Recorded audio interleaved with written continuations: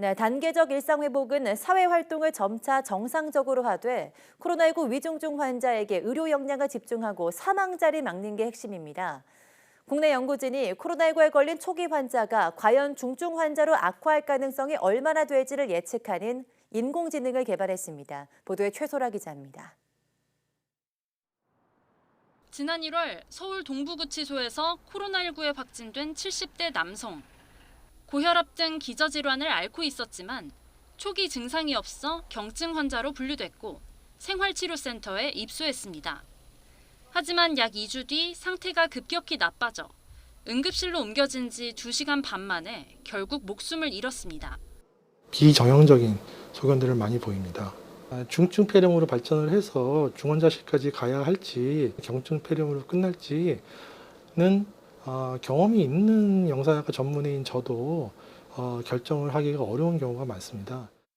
삼성서울병원과 충남대병원 등 대형 의료기관 7곳과 국내 인공지능 기업 4곳 등 모두 11개 기관이 협력해 코로나19 중증 위험을 예측하는 인공지능을 개발했습니다. 코로나19 환자의 나이와 함께 발열과 호흡곤란 여부를 입력합니다.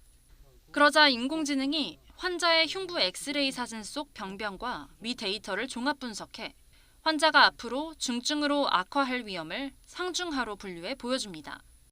또 사망 확률과 산소 치료 가능성, 국내 병상 여력을 따져 환자에게 재택 관리가 적합한지 입원 치료가 필요한지 등도 제시해줍니다.